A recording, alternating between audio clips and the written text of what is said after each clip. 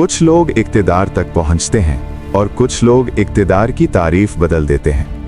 1939 की एक सर्द सुबह मशहद के एक सादा मगर बावकार घर में एक बच्चे ने आंख खोली। घर में दुनियावी आसाइशें कम थीं, मगर किताबों की खुशबू, चराग की हल्की रोशनी और दीनी फिजा गहरी थी। वालिद एक आलिम दीन थे जिनकी ज़िंदगी ज़ुहद और मुताले में गुजरती थी। यही वो माहौल था जिसमें अली हुसैनी खामनाई ने परवरिश पाई। बचपन ही से उनका रुझान दीनी उलूम की तरफ था। कुरान की तिलावत, फ़िक़ह के उसूल, अरबी अदब की पेचीदगियाँ, ये सब उनके रोज़मर्रा का हिस्सा बन गए। मगर इसके साथ ही उनके दिल में ईरान की सियासी सूरत हाल के बारे में सवालात भी जन्म लेने लगे। मोहम्मद रज़ा शाह पहलवी की हुकूमत, मगरबी तर्ज की जदीदियत और मजहबी तबके पर बढ़ता दबाव, ये सब नौजवान अली के जहन में एक सवाल छोड़ गए। क्या निज़ाम जो मजबूत नज़र आता है हकीकत में सही है? यूं ही वक्त गुजरता गया और नौजवान अली ने मज़ीद तालीम के लिए कम का रुख किया। कम उस वक्त सिर्फ एक शहर नहीं बल्कि एक फ़िक्री मरकज़ था। वहाँ उन्होंने आयतुल्लाह खुमैनी के नज़दीक बैठकर सीखा, उनकी तकारीर सुनी, उनके नज़रियात को समझा। उस्ताद और शागिर्द का रिश्ता यहाँ एक फ़िक्री वाबस्तगी में बदल गया, जो उनकी ज़िंदगी का अहम महवर बन गई। 1960 और 70 की दहाइयों में ईरान में शाह की खुफिया पुलिस सावाक हर उस आवाज़ को दबाने की कोशिश कर रही थी जो निज़ाम पर सवाल उठाती। अली खामनाई भी इनमें शामिल थे। कई बार गिरफ्तार हुए, सख्त तफ्तीशी कमरों का सामना किया, जलावतनी गुजारी। हर आजमाइश ने उनके अंदर के अज़्म को और पुख्ता किया। वो जान चुके थे कि ये रास्ता आसान नहीं, मगर वापसी भी मुमकिन नहीं। फिर 1979 आया। ईरान की सड़कें नारों से गूंजने लगीं, मसाजिद में खुतबात जोशो खरोश से भर गए और अवाम ने शाही निज़ाम को हिला कर रख दिया। शाह मुल्क छोड़ गया और खुमैनी जलावतनी से वापस आए। इनकलाब कामयाब हुआ। अली खामनाई ने तेहरान के इमाम जुमा के मनसब पर अपने फ़राइज़ संभाले और इनकलाबी इदारों में फ़ाल किरदार अदा किया। 1981 में एक खौफनाक वाक़या पेश आया।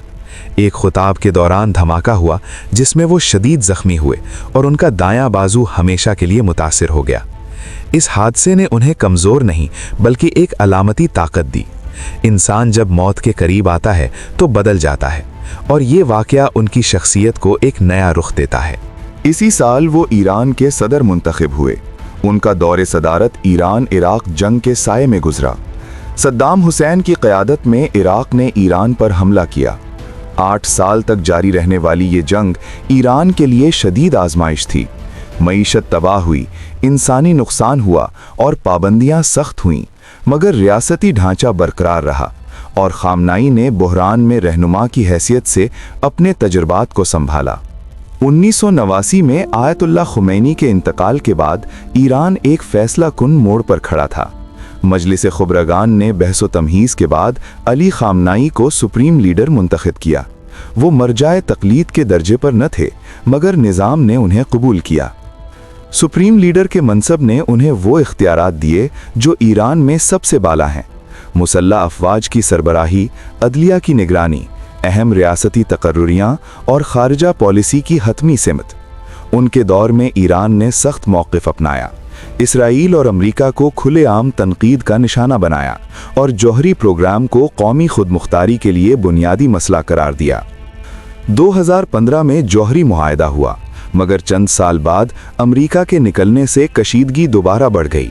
पाबंदियां सख्त हुईं, मईशत दबाव में आई, मगर रियासती बयानिया कायम रहा।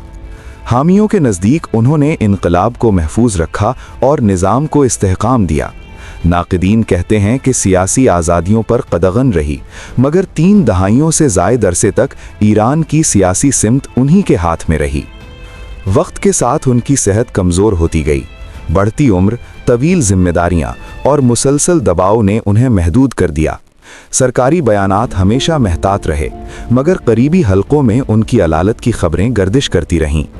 आखिरी महीनों में वो ज़्यादातर तेहरान में रिहाइशगाह और दफ्तर तक महदूद हो गए। मुलाकातें मुख्तसर, तकारीर रिकॉर्ड शुदा और सरगर्मियां महदूद होती गईं। फिर वो सुबह आ गई जिसने तारीख़ के सफ़हात को हिला कर रख दिया। تہران کے مرکز میں وہ اپنے دفتر میں اپنے اہم کاغذات اور دستاویزات دیکھ رہے تھے، مشاورت کر رہے تھے اور مستقبل کے فیصلوں پر غور کر رہے تھے۔ اچانک دشمن کی کارروائی نے ایران کے قلب کو ہلا دیا۔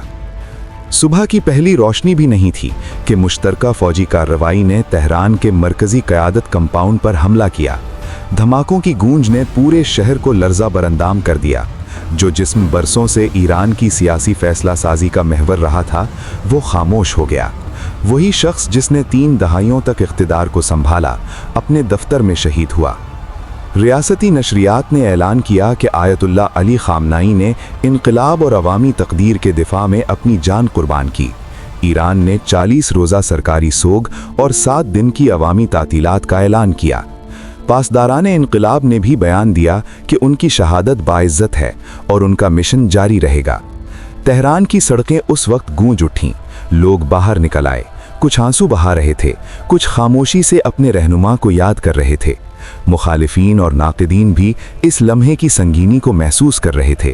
ایک طویل دور ختم ہو گیا اور سیاسی فضا ایک نئے طوفان کے لیے تیار تھی۔ دنیا بھر میں رد عمل آیا۔ کچھ ممالک نے کارروائی کی سخت مذمت کی، کچھ نے انسانی اور قانونی پہلوؤں پر خدشات ظاہر کیے۔ ایران نے جوابی کارروائی کا اعلان کیا اور خطے میں کشیدگی مزید بڑھ گئی۔ یہ کہانی صرف ایک شخص کی نہیں تھی، یہ ایک نظریے کی داستان تھی، ایک ریاستی ڈھانچے کی کہانی تھی، ایک ایسے دور کی تصویر تھی جس نے مشرق وسطیٰ کی سیاست کو دہائیوں تک متاثر کیا۔ تاریخ جب اس باب کو کھولے گی تو اختلافات بھی لکھے گی، تعریفیں بھی، مگر ایک بات طے ہے، مشہد کے اس طالب علم نے اقتدار کے ایوانوں تک کا سفر طے کیا اور پھر اسی مقام پر خاموشی سے دنیا سے رخصت ہو گیا۔